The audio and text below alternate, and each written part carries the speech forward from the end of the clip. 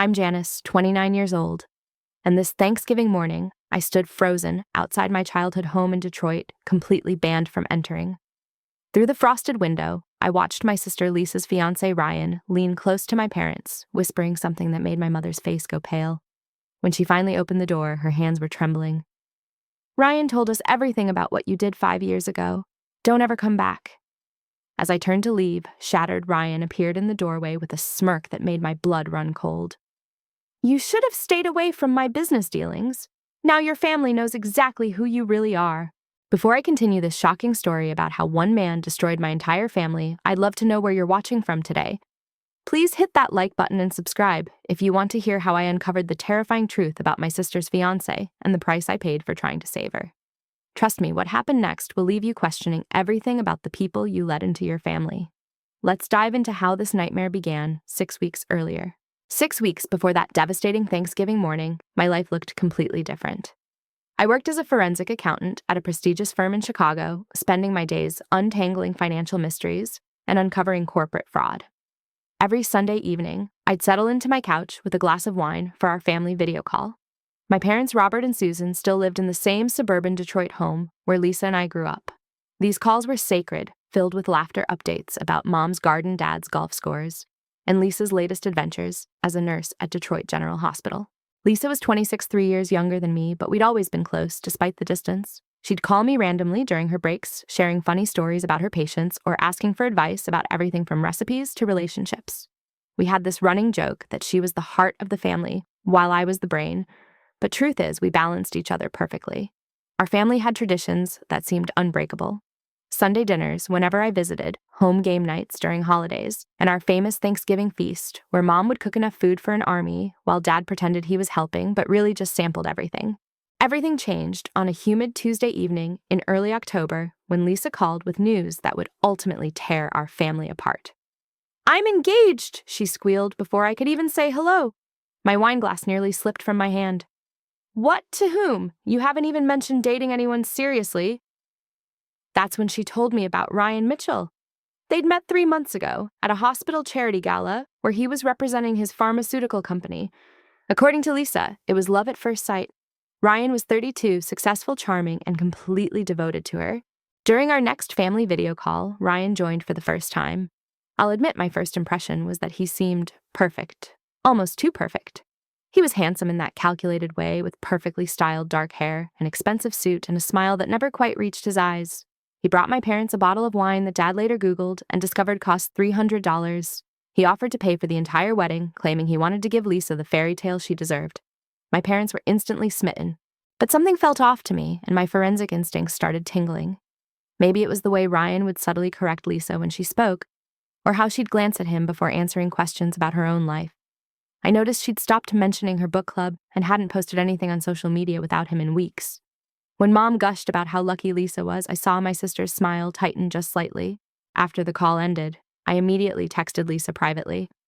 "Hey, sis, Ryan seems nice, but don't you think things are moving a bit fast? 3 months and already engaged?" Her response came quickly and felt nothing like her usual warm messages. "I knew you'd be like this. Can't you just be happy for me for once?" That stung. I'd always supported Lisa, celebrated every achievement, every milestone. I tried calling her, but she didn't answer. The next day, things got worse. Mom called me, her voice careful and concerned. "Honey, Ryan told us you cornered Lisa last night about their engagement. He said you were quite harsh." I was floored. "Mom," I sent her one text asking if things were moving too fast. That's it. But Mom continued. "He's worried you might be jealous. You know, with you being single and Lisa finding such a successful man." The implication hung heavy between us. Ryan had already started planting seeds. I tried to let it go, told myself I was being paranoid. But at work, surrounded by financial documents and fraud cases, I couldn't shake the feeling that something was wrong. During a lunch break, I did what any forensic accountant would do. I searched for Ryan Mitchell in pharmaceutical sales. His LinkedIn profile was sparse, created just 4 months ago. The company he claimed to work for MedTech Solutions had a website that looked professional but felt hollow. No real employee directory, no press releases, just stock photos and vague corporate speak. My investigation instincts fully kicked in.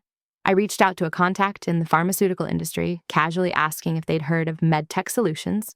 Their response chilled me. Never heard of them, and I know every major player in the Midwest region. That evening, I called Lisa again. This time she answered, but her voice was cold. "What do you want, Janice?" I tried to approach it gently. "Lisa, I'm just worried. You've changed so much in 3 months. You quit book club, you never see your friends anymore." "Ryan thinks my friends are immature," she snapped. "And he's right. I'm building a future with him, not wasting time on wine nights and gossip." This wasn't my sister talking. The Lisa I knew loved her book club, cherished her friendships. "Lisa, please, can we just meet for coffee? Just us." There was a pause. Then I heard a male voice in the background. "I have to go," Lisa said quickly. "And Janice, stop trying to sabotage my happiness just because you're alone." After she hung up, I sat in my apartment feeling more isolated than ever. But I couldn't let it go. My sister was disappearing before my eyes, and every instinct screamed that Ryan was dangerous. I made a decision that night. I would investigate Ryan Mitchell thoroughly, even if it meant risking my relationship with my family. I had no idea that this decision would cost me everything I held dear and lead to that horrible Thanksgiving morning when my own parents would ban me from their home. The man who claimed to love my sister was about to reveal just how calculated and cruel his plans really were. The deeper I dug into Ryan Mitchell's background, the more terrified I became for my sister.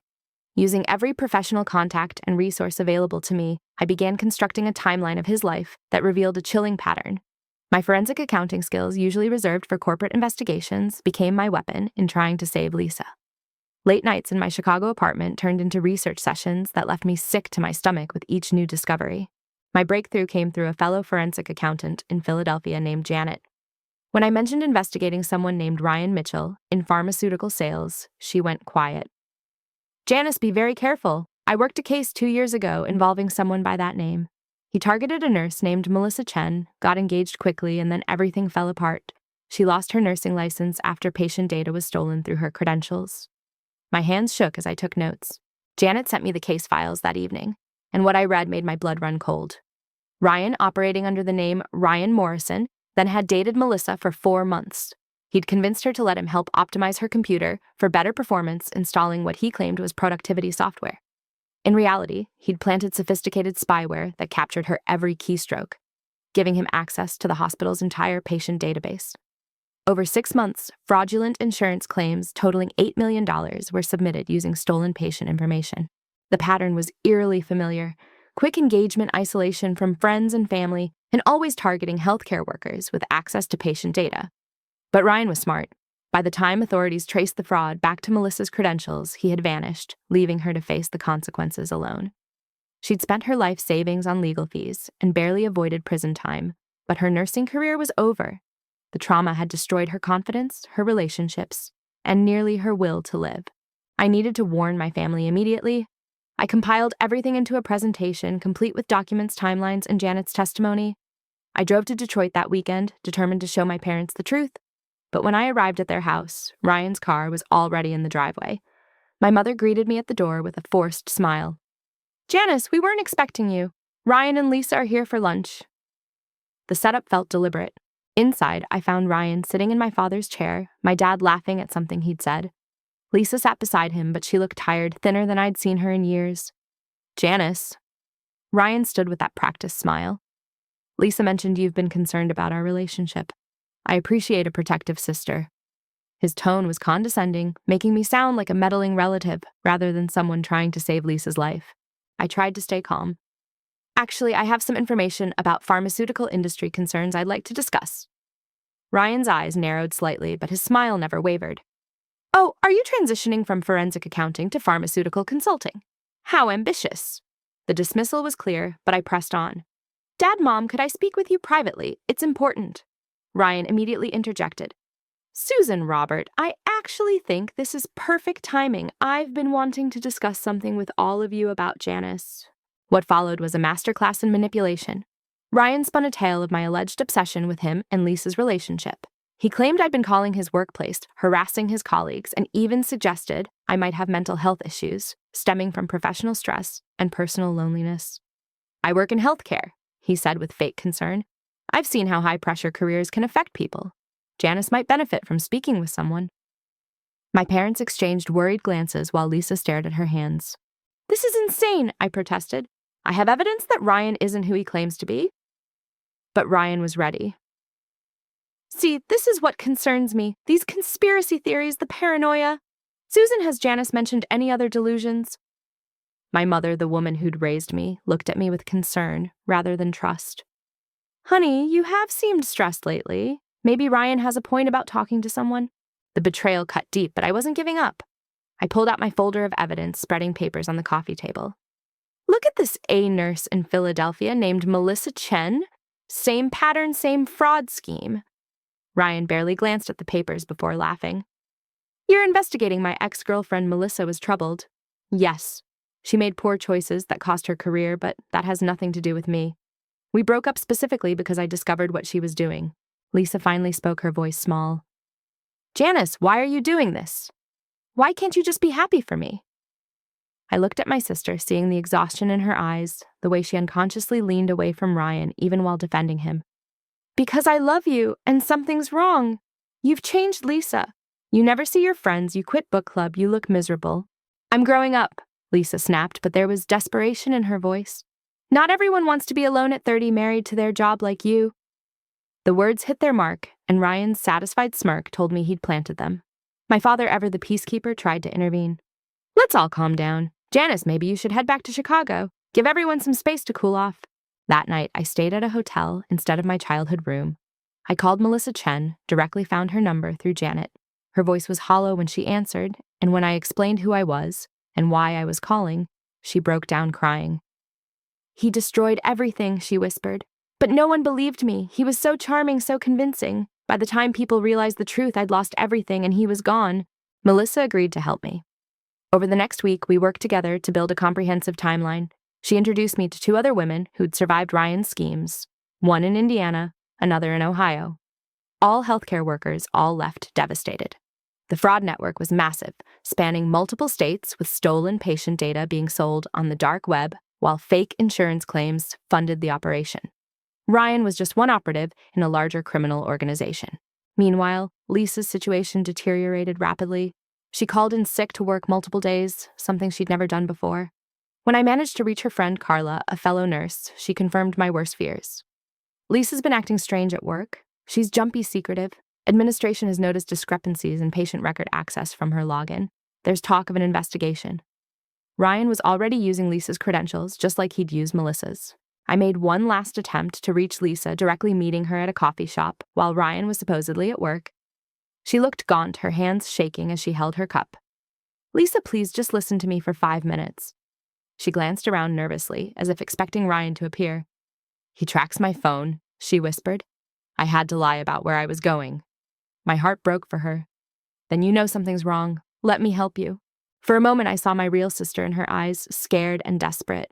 But then her phone buzzed and panic replaced everything else. I have to go. He knows I'm not at the grocery store. She stood to leave and I grabbed her hand. Lisa, I have evidence. He's done this before. You could lose your nursing license, go to prison. She yanked her hand away. Stop it. You're delusional. Ryan loves me. But her voice cracked on the last words. That evening, Ryan made his move against me. I received a call from my building's security that someone had reported a gas leak in my apartment. When I returned, my door was ajar, my laptop missing, along with all my physical evidence. The message was clear: back off or face the consequences. But I'd learned from Melissa's experience. Everything was backed up in the cloud copies stored with Janet and my lawyer. Ryan had just confirmed he saw me as a real threat. The next morning brought a new horror. My boss called me into his office, his expression grave. Janice, we've received serious allegations about your conduct. Claims of using company resources for personal vendettas, stalking, harassment. I don't believe them, but the board is demanding an investigation. I'm going to have to put you on administrative leave. Ryan's reach was longer than I'd imagined. He wasn't just attacking my family relationships. He was going after my career. Ryan's campaign to destroy me shifted into high gear with a calculated precision that revealed just how dangerous he truly was.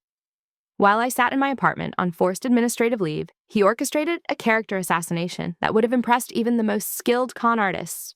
Every move was designed to isolate me from my family and make my warnings sound like the ravings of a jealous, unstable woman. The first blow came through my father's email. Dad called me confused and disturbed. Janice, why do I have emails from you that I don't remember receiving? They're concerning.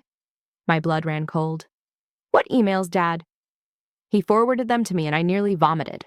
Someone had created a fake email address similar to mine and sent my father messages over the past month, messages that painted me as increasingly unstable. They started subtle, expressing worry about being single, then escalated to paranoid rants about conspiracies at work and fears that people were watching me. The technical sophistication was impressive and terrifying. The emails were sent at times when I was known to be alone, from IP addresses traced to coffee shops near my apartment. Ryan had been planning this for weeks, maybe longer. But the emails were just the beginning. He'd created entire fake social media profiles in my name, populated with posts that grew increasingly erratic. Photos from my college years were edited to look inappropriate, tagged with captions suggesting a party lifestyle I'd never lived. Mom called next, her voice shaking. Janice, Lisa showed me some websites, dating profiles with your picture saying terrible things about wanting to break up marriages, about being attracted to taken men. Why would you create these? I tried to explain they were fake, but the profiles were too detailed, too convincing. They included information only someone close to me would know, details Ryan had gleaned from Lisa during their relationship. The masterstroke came during what my parents called an emergency family meeting. I drove to Detroit hoping to finally make them see the truth. But when I arrived, I found not just my immediate family, but also my Aunt Patricia, Uncle George, and several cousins. Ryan had turned it into an intervention, complete with printed screenshots of the fake profiles, the emails, and what he claimed were concerning posts from coworkers about my behavior. Ryan stood at the front of the living room like a prosecutor presenting evidence. "I didn't want to do this," he began, his voice dripping with false concern. "But Janice's behavior has escalated to a point where we fear for her safety and ours." He produced a folder, thick with documents. "These are messages Janice has allegedly sent to my colleagues, threatening to expose made-up scandals if I don't leave Lisa. She's contacted my clients, my supervisor, trying to destroy my career." I sat frozen as he presented forgery after forgery.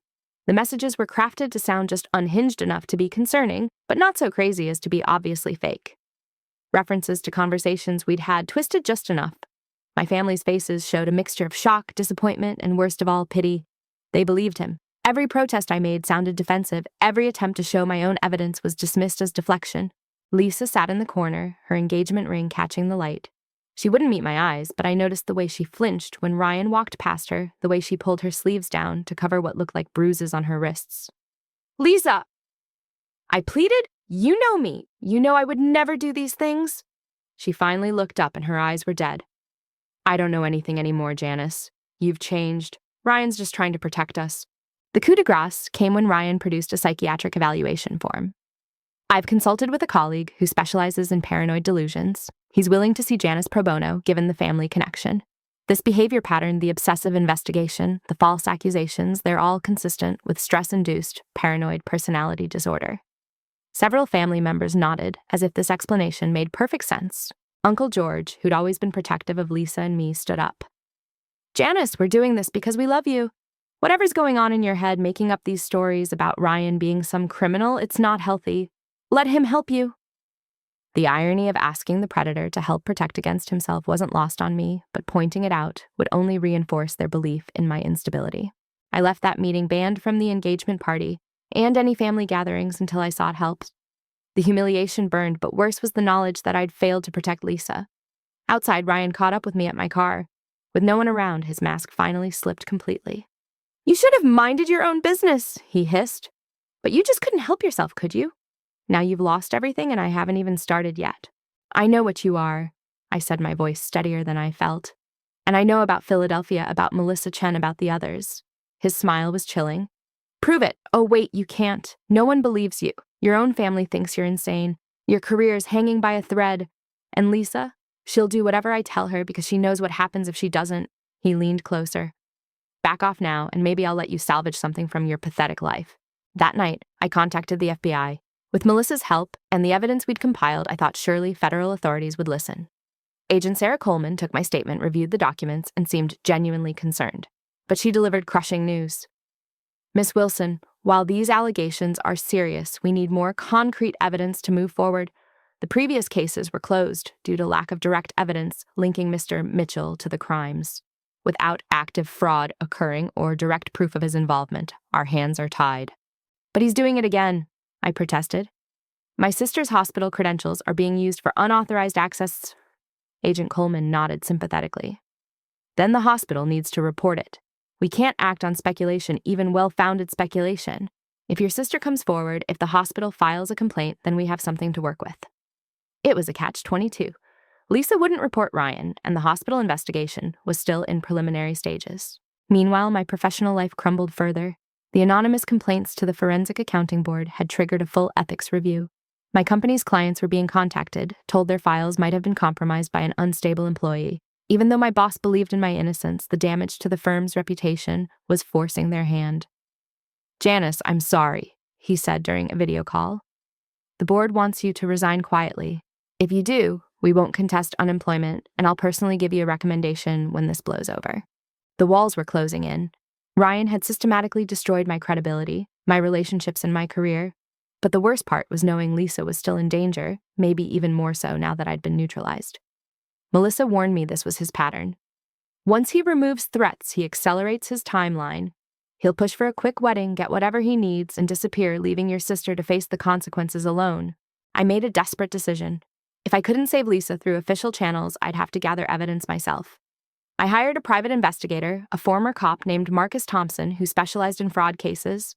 It cost most of my savings, but what else was I saving for if not my sister's life? Marcus began surveillance on Ryan, tracking his movements, his contacts, his communications. What he found within a week was staggering. Ryan was meeting with known members of organized crime rings specializing in medical fraud. He had 3 different identities active in 3 different states. The pharmaceutical company he claimed to work for was a shell corporation registered in Delaware with connections to offshore accounts. Most damning, Marcus photographed Ryan entering Lisa's hospital with a sophisticated card cloner, the kind used to duplicate access badges. But even with this evidence, I faced an impossible choice. Going to my family would result in more claims of stalking and harassment. Going to the authorities required Lisa or the hospital to file complaints first, and warning Lisa directly might push Ryan to violence. I was trapped watching a slow-motion disaster I couldn't prevent. Thanksgiving was approaching, and I knew Ryan would use the family gathering to further solidify his position and isolate me completely. What I didn't know was that he'd prepared one final lie that would destroy any chance of reconciliation with my family. The morning of Thanksgiving arrived with gray skies and bitter wind that matched my mood perfectly. Despite being banned from family gatherings, I couldn't stay away. Every instinct screamed that something terrible would happen if I didn't try one more time to break through the web of lies Ryan had woven. I drove from Chicago through the pre-dawn darkness, my car filled with printed evidence, Marcus's surveillance photos, and recordings of victim testimonies. If my family wouldn't listen to me, maybe they'd listen to the voices of women whose lives Ryan had already destroyed. I parked down the street from my parents' house, watching family members arrive. Aunt Patricia's SUV, Uncle George's sedan, cousins with their children.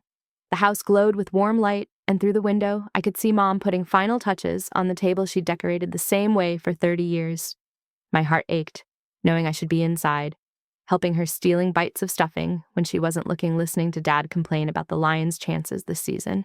At exactly noon, I walked to the front door. My hands trembled as I rang the doorbell, a stranger at my own childhood home. Dad answered, his face falling when he saw me. "Janice, you can't be here. We discussed this." Behind him, conversation stopped. I heard Ryan's voice, smooth and controlled. "Is everything all right, Robert?" Mom appeared beside Dad, and for a moment I saw a flicker of my real mother, the one who used to bandage my scraped knees and tell me I could be anything I wanted. Then her expression hardened. "Please," I begged. "Just 5 minutes. I have proof, real evidence. After that, if you still want me to leave, I'll go and never bother you again."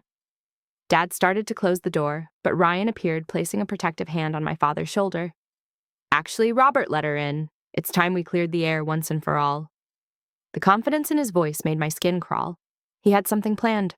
Inside, the entire extended family sat around the living room, their faces ranging from pity to disapproval.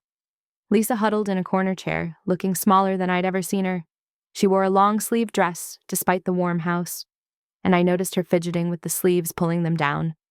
Her engagement ring looked too heavy for her thin hand. I wanted to run to her to shake her awake from this nightmare, but Ryan positioned himself strategically between us. "Janice has something to share," Ryan announced like he was introducing a performer. "Let's hear what conspiracy theory she's brought us today." The condescension in his voice made several relatives nod knowingly. I ignored him, pulling out my evidence folder with shaking hands. "This is Marcus Thompson, a licensed private investigator." I began showing his credentials. He's documented Ryan meeting with known criminals using fake identities and breaking into Lisa's hospital. Ryan laughed a sound, devoid of any real humor. You hired someone to stalk me, Robert Susan. This is worse than we thought. This obsession has reached dangerous levels. But I pressed on, spreading photos across the coffee table. Look at these.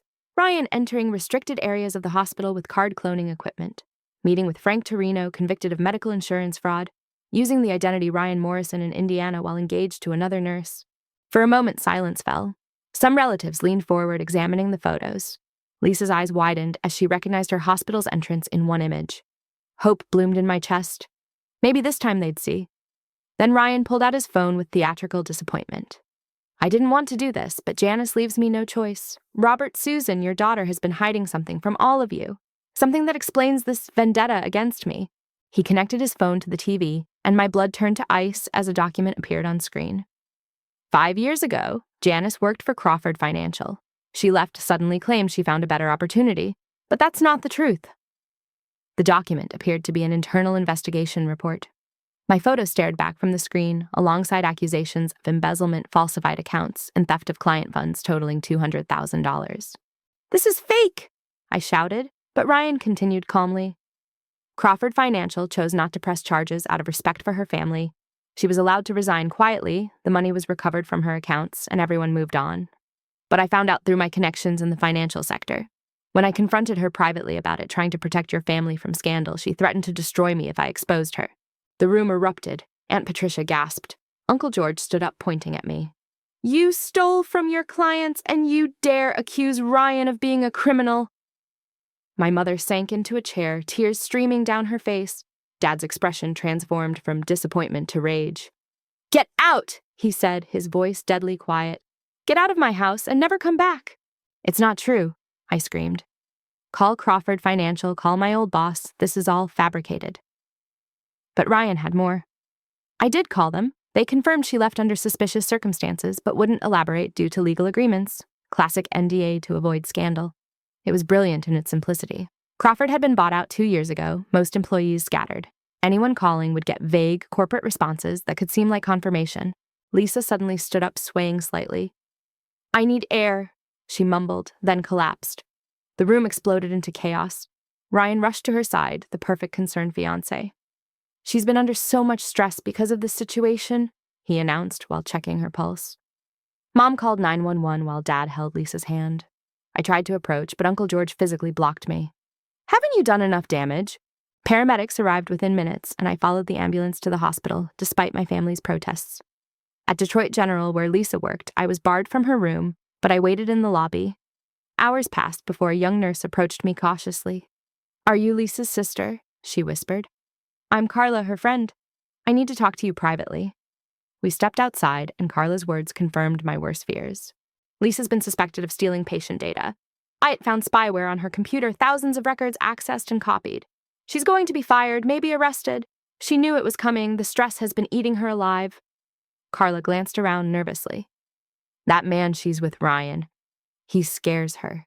She told me once that he installed software to help her work faster, but I think he's behind the theft. She's terrified of him, but more terrified of what he'll do if she leaves. Will you tell my parents this? I begged. Carla shook her head sadly. I can't prove anything. Besides, your parents worship him. He's all they talk about when they visit Lisa at work, how perfect he is, how lucky she is. They won't hear anything against him. She squeezed my hand. But I wanted you to know you're not crazy. Something's very wrong here. Back in the hospital lobby, I watched my family rally around Ryan. He played his part perfectly, the devoted fiancé refusing to leave Lisa's side. When she finally woke up, I heard him through the door, his voice gentle but with an undertone that made my skin crawl. Don't worry, darling. Your sister won't bother us anymore. We'll move up the wedding, start fresh, somewhere new. Your parents agree it's for the best. Security eventually escorted me out on Ryan's request, claiming I was causing distress to a patient. As I sat in my car in the hospital parking lot, I realized I'd lost everything. My family believed I was an embezzling stalker. My sister was trapped with a monster who'd destroy her life. My career was over, my reputation in ruins. But I couldn't give up. Not when I knew what would happen to Lisa once Ryan finished using her. That's when my phone rang. Melissa Chen's voice was urgent. Janice, I just saw the news. There's been a massive data breach at Detroit General, thousands of patient records stolen. They're saying it originated from an employee's compromised credentials. My heart sank. Ryan had accelerated his timeline just as Melissa predicted. There's more, she continued. I reached out to my contacts. The FBI is forming a task force. This breach is connected to similar incidents across 5 states. They're finally taking it seriously. A text arrived as I processed this information from Lisa's phone, but I knew it was Ryan.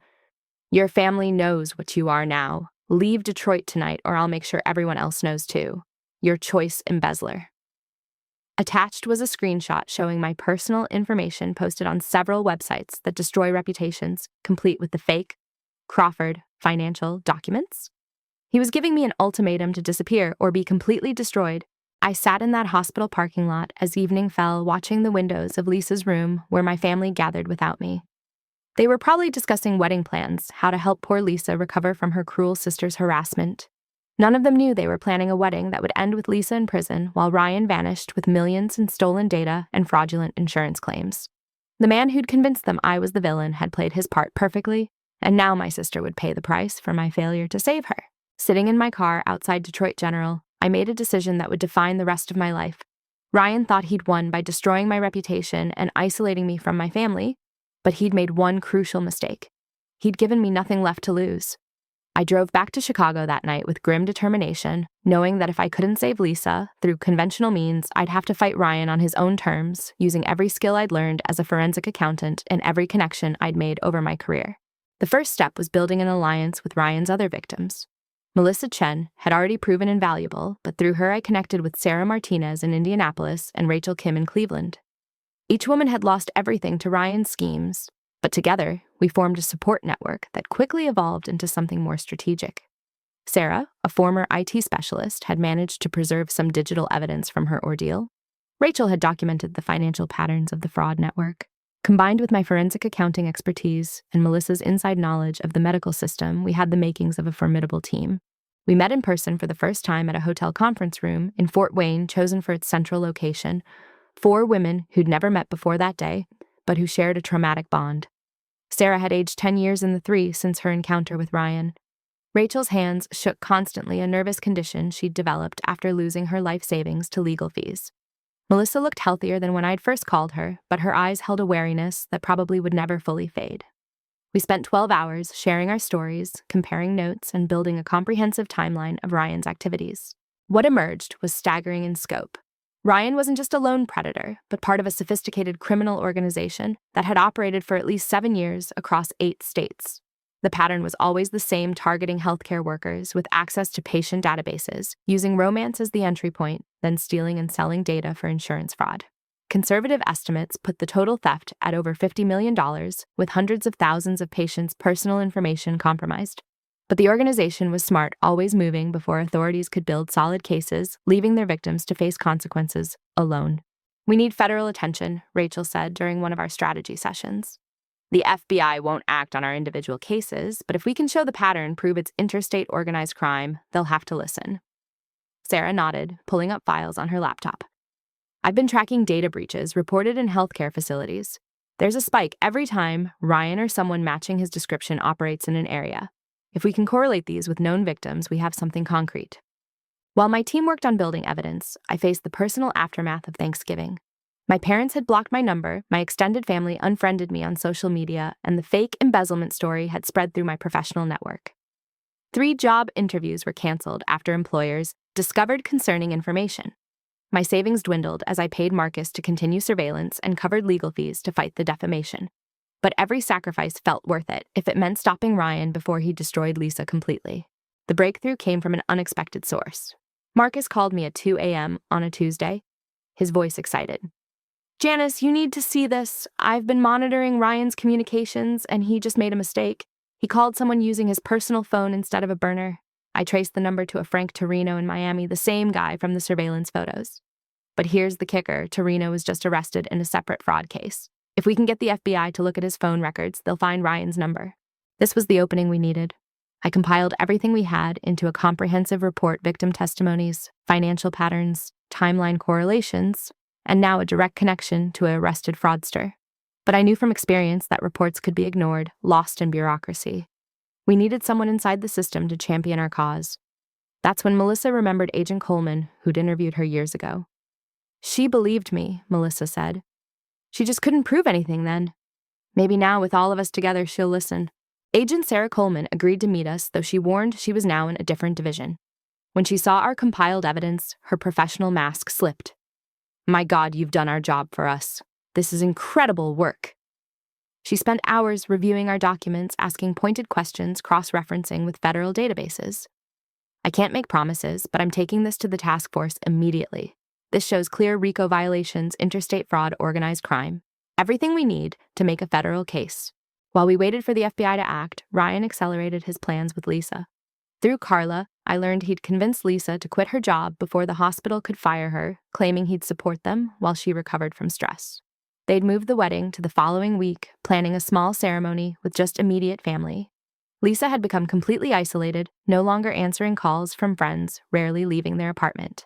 The control was nearly complete. I made one last desperate attempt to reach my parents, sending a certified letter with copies of our evidence and a heartfelt plea. I know you don't believe me, but please just postpone the wedding. Give the FBI time to investigate. If I'm wrong, I'll disappear from your lives forever.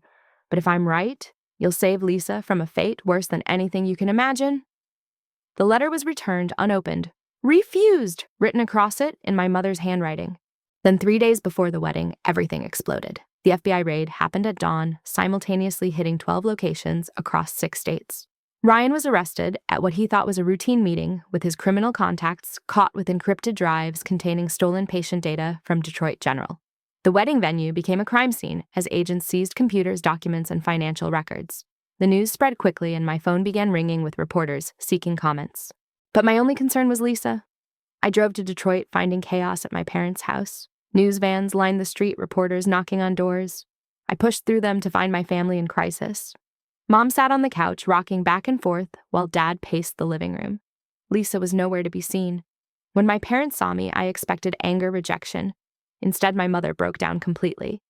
We didn't know, she sobbed. We didn't believe you. Oh God, what have we done?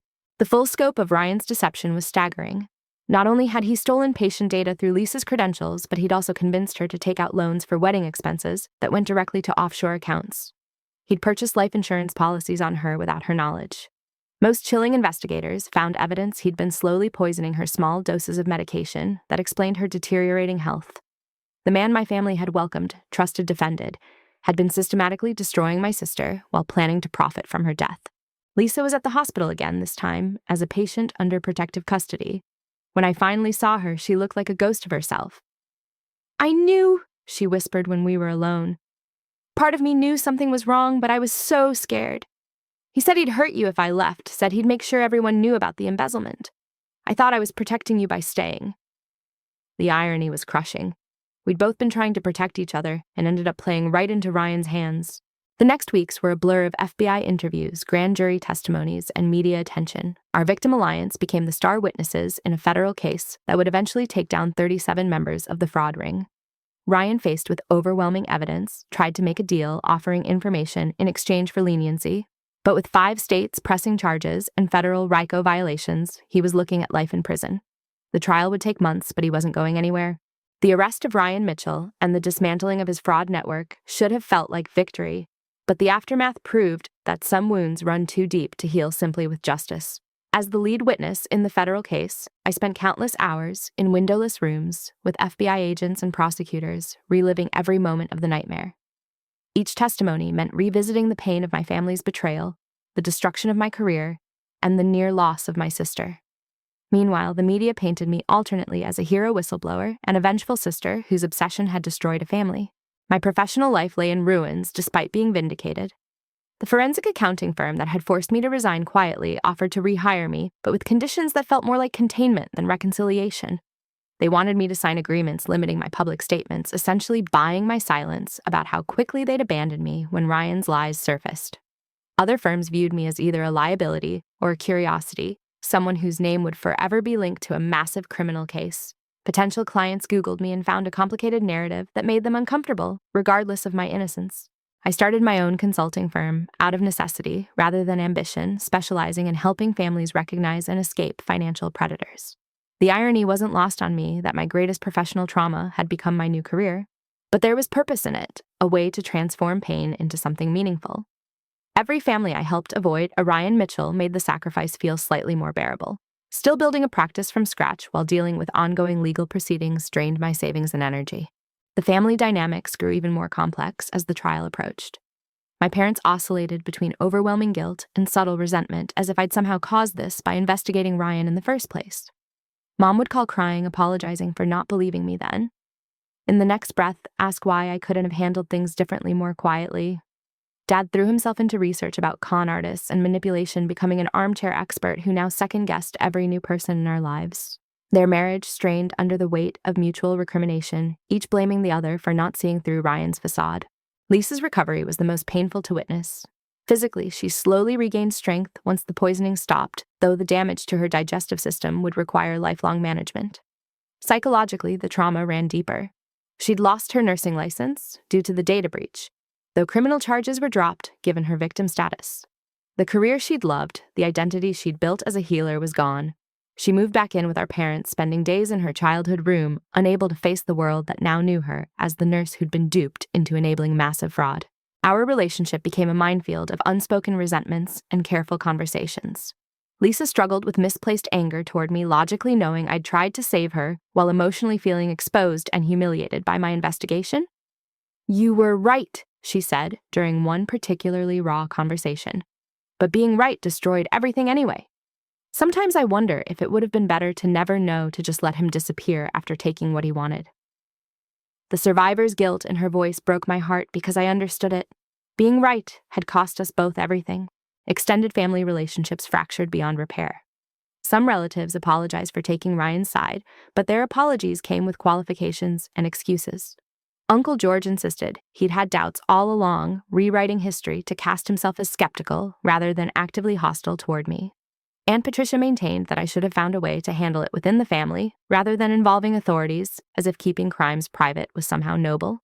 Others simply distanced themselves, uncomfortable with the drama and publicity our family now carried. The trial itself became a spectacle that attracted national media attention. Ryan appeared in court looking diminished, his calculated charm replaced with desperation, as witness after witness testified to his crimes. When I took the stand, he tried to catch my eye, perhaps hoping to intimidate or appeal to some non-existent sympathy. Instead, I focused on the prosecutors and told our story with clinical precision. Every document I'd gathered, every pattern I'd identified, became evidence that would eventually contribute to his conviction on 43 federal charges. But the trial also revealed deeper betrayals within our own family. During discovery, prosecutors found communications between Ryan and my cousin Beth, who'd been at the Thanksgiving dinner. She'd been feeding him information about our family for months in exchange for promised payments. Beth had told him about my investigative nature, my single status, the family dynamics he could exploit.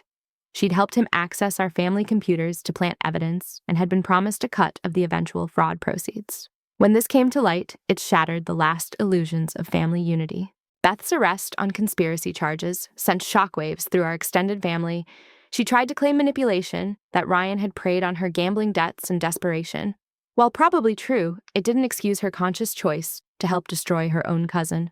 Her husband divorced her, taking their children out of state to escape the scandal. My aunt and uncle, aged visibly unable to comprehend how their daughter had become complicit in such evil. Family gatherings became impossible, the betrayal too fresh and complex to navigate. The financial consequences compounded everything else. Despite Ryan's arrest, the damage was done. Lisa faced potential civil lawsuits from patients whose data had been compromised, though most were eventually dropped or settled by the hospital's insurance. My parents depleted their retirement savings on therapy, medical bills, and home security systems, paranoid about future predators. I struggled to keep my consulting firm afloat while paying ongoing legal fees and supporting Lisa when she couldn't work. The fraud network had stolen millions, but the financial devastation to victims' families was immeasurable. Media attention brought unexpected complications. True crime podcasts wanted to feature our story, offering money for exclusive interviews. Documentary producers circled like vultures, promising to tell our story sensitively while clearly salivating over the dramatic elements. Some family members were tempted by the financial incentives, leading to fresh conflicts about privacy versus profit. Lisa particularly struggled with the attention, feeling re-victimized every time our story appeared somewhere new. She legally changed her name and moved to a different state, trying to build a life where she wasn't known as the nurse who'd enabled massive fraud. Support groups became a lifeline, particularly for Lisa. She connected with other women who'd survived similar schemes, finding solace in shared experience. Through these groups, we learned just how common sophisticated romance fraud had become, how many families had been torn apart by predators who understood that isolation was their greatest weapon. But even within these safe spaces, there was hierarchy of suffering subtle competitions over who'd lost more, whose family had failed them worse. Trauma, we learned, didn't automatically create unity. As the one-year anniversary of the Thanksgiving confrontation approached, any hope for simple reconciliation had long faded. We were different people, now shaped by betrayal and loss in ways that couldn't be undone. My relationship with my parents existed in careful scheduled calls and occasional dinners where we discussed safe topics. Lisa and I texted sporadically, sharing memes and surface updates while the deeper wounds remained untouched. The extended family had splintered into factions, some supporting Beth despite her crimes, others cutting off entire branches to avoid contamination by association. Ryan was eventually sentenced to 15 years in federal prison, though he'd likely serve less with good behavior. The fraud network's leaders received longer sentences, but dozens of lower-level operatives escaped prosecution. During victim impact statements, I spoke about the loss of family cohesion, the theft of trust that no prison sentence could restore. Ryan showed no emotion, his dead eyes fixed on some point beyond the courtroom. Whatever capacity for human connection he'd pretended to have was clearly absent, making his manipulation of Lisa even more chilling in retrospect. 6 months after Ryan's sentencing, I stood in a conference room teaching a workshop on recognizing romance fraud to a group of healthcare administrators. My voice was steady as I outlined the warning signs, the manipulation tactics, the devastating consequences of these sophisticated schemes. In the audience sat 20 professionals who managed patient data systems, each taking careful notes determined not to let their institutions become the next victims. This had become my mission, transforming the worst experience of my life into education that could save others from similar fates. My consulting firm, Phoenix Financial Security, had evolved from a desperate attempt to salvage my career into something meaningful. We specialized in what I called human firewall, training teaching organizations that their greatest vulnerability wasn't technology, but the people who could be manipulated into betraying trust. Every client represented a chance to prevent another Lisa, another family destroyed by predators who weaponized love and loyalty. The irony of finding purpose in pain wasn't lost on me, but it gave meaning to losses that might otherwise have been unbearable. Lisa had found her own path to recovery, though it looked nothing like what any of us had expected. Unable to return to nursing, she'd channeled her healing instincts into becoming a victim's advocate for the district attorney's office. Her first-hand experience with sophisticated manipulation made her uniquely qualified to support others navigating the criminal justice system. She worked primarily with elder abuse cases, having developed a keen eye for the subtle signs of exploitation. We'd rebuilt our relationship, slowly bonding over our shared commitment to preventing others' victimization. The previous week, we'd managed our first real conversation about that horrible Thanksgiving. Sitting in her new apartment, surrounded by plants she'd learned to nurture. As practice for nurturing herself, Lisa finally voiced what we'd both been dancing around. "I hated you for being right," she admitted, her voice raw but honest. "Every time someone praised you for trying to save me, I felt smaller, like I was just the stupid girl who fell for it, while you were the smart one who saw through him." I'd reached for her hand, feeling the weight of unspoken pain between us. "I was never trying to be right, Lisa. I was just trying to be your sister." That conversation had cracked something open between us, allowing for deeper healing. We started meeting monthly for what we called survivor dinners, sharing meals, and gradually rebuilding the trust Ryan had systematically destroyed. Sometimes we talked about him and the case, but more often we focused on who we were becoming in the aftermath. Lisa shared her small victories in helping other victims find their voices. I told her about clients who'd avoided fraud because of our training programs. Slowly, we were writing a new story for ourselves, one where we were more than just victims of an elaborate crime. Our parents had undergone their own transformation, though the scars remained visible. Mom had joined a support group for family members of fraud victims, finding community among others who'd been manipulated into betraying their own children. She'd become something of an advocate herself, speaking at senior centers about the sophisticated tactics modern predators use to infiltrate families. Dad had thrown himself into volunteering with a nonprofit that provided free financial reviews for vulnerable populations, using his business acumen to help others avoid exploitation. They were trying to atone for their failure to protect Lisa, though we all knew some wounds couldn't be healed through good works alone. The extended family remained fractured, perhaps permanently. Beth was serving a reduced sentence after cooperating with authorities, but her betrayal had created rifts that seemed impossible to bridge. Some relatives maintained she was as much a victim as anyone, while others couldn't forgive her conscious choice to help Ryan hurt us. Family gatherings had become smaller, limited to those who could navigate the complex emotions without reopening wounds. We'd learned that forgiveness didn't require reconciliation, that some relationships were better left in the past. My professional reputation had slowly rehabilitated, though it would never be what it might have been without Ryan's interference. Phoenix Financial Security had grown to include 2 other forensic accountants and a behavioral psychologist, creating a team approach to fraud prevention that addressed both financial and psychological vulnerabilities. We'd consulted on cases across the country, helping uncover 3 other romance fraud networks using similar tactics. Each success felt like a small victory against the forces that had nearly destroyed my family. The approaching Thanksgiving carried weight we all felt, but rarely discussed. This year, my parents had suggested a different approach.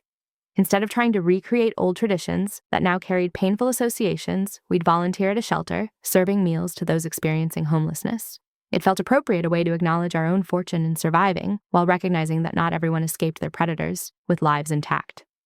Lisa had agreed to join us, marking the first holiday we'd spend together since that awful morning 3 years ago. In therapy, I'd worked through the complex emotions surrounding my role as the family whistleblower. The therapist had helped me understand that being right about Ryan hadn't been a victory when it cost so much. I'd learned to hold space for both truths, that I'd saved my sister from worse outcomes while also catalyzing the destruction of our family's innocence. There was no clean narrative, no simple heroism in what had happened. Just humans trying to protect each other and failing in ways that revealed both our vulnerability and resilience.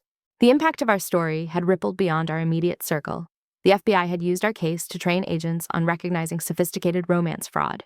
Medical institutions had implemented new security protocols based on how Ryan had exploited Lisa's access. Insurance companies had developed better detection systems for the kind of claims fraud his network had perpetrated. Each systemic change felt like a small redemption proof that suffering could be transformed into prevention. I'd recently received a letter from Melissa Chen, the first victim who'd helped me build our case against Ryan. She'd remarried, found love with someone who understood her trauma without defining her by it. She thanked me for believing her when no one else would, for turning my own family's pain into justice for all his victims. Her words reminded me that healing wasn't linear, that we could build meaningful lives even with pieces missing. As I prepared for the workshop's conclusion, I looked at the faces of healthcare administrators who'd spent their morning learning about predators like Ryan. Some looked shocked, others grimly determined to implement better protections. One raised her hand with a question that still haunted me. How do you balance protecting your organization while still trusting your employees? How do you avoid becoming so paranoid that you can't function? I smiled, sadly recognizing my own journey in her question. You learn that trust and verification aren't opposites. I answered, thinking of all the hard-won wisdom these years had brought. You create systems that protect people from their own vulnerabilities while still allowing for human connection. You train people to recognize manipulation without becoming cynical about love itself. Most importantly, you understand that anyone can be a victim, that intelligence and education don't protect against sophisticated emotional manipulation. The kindest thing we can do is remove shame from victimization while empowering prevention. The workshop ended with participants creating action plans for their institutions. As they filed out, several stopped to share their own stories of near misses with fraud of family members who'd been targeted, of the thin lines between trust and vulnerability.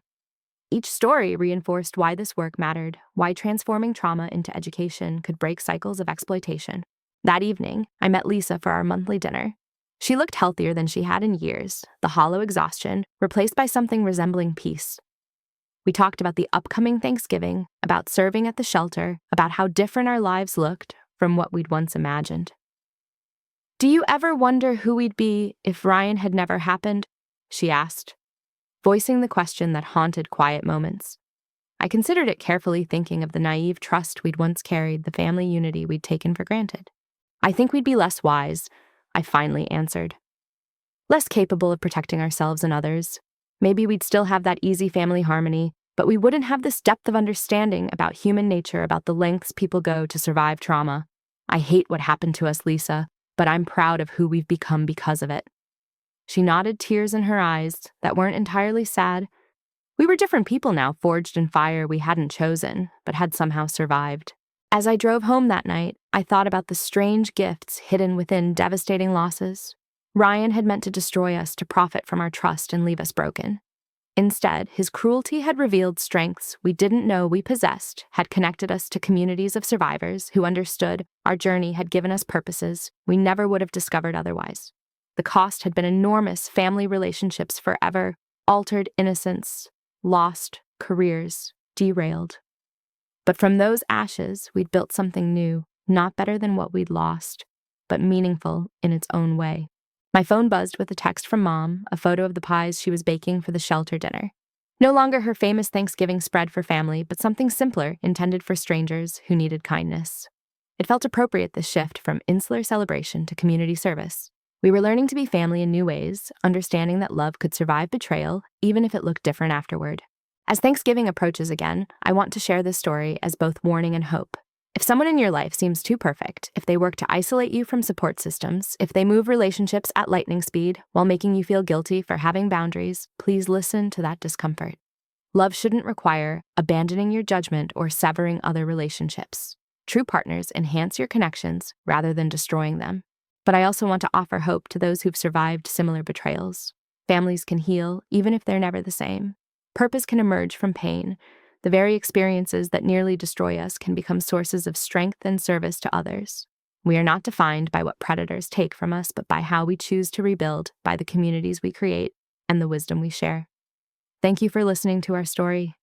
If it helps even one family avoid what we experienced, then perhaps some meaning can come from our loss. To those celebrating Thanksgiving with complicated families, navigating forgiveness and boundaries, rebuilding trust after betrayal, you're not alone. Sometimes the greatest gratitude comes not from perfection, but from survival, not from unchanged relationships, but from the courage to build new ones. May your holidays bring whatever healing is possible and the wisdom to accept what isn't. What warning signs of manipulation have you noticed in your own life that you initially dismissed? How do you balance trusting others while protecting yourself and your loved ones? I'd love to hear your thoughts and experiences in the comments below. If this story resonated with you or could help someone you know, please like and subscribe to support more content about recognizing and recovering from sophisticated fraud. Share this with anyone who might benefit from understanding how predators infiltrate families and the warning signs we all need to recognize. Thank you for being part of this community of survivors and advocates, and remember, your instincts about people are usually worth investigating even when everyone else thinks you're wrong.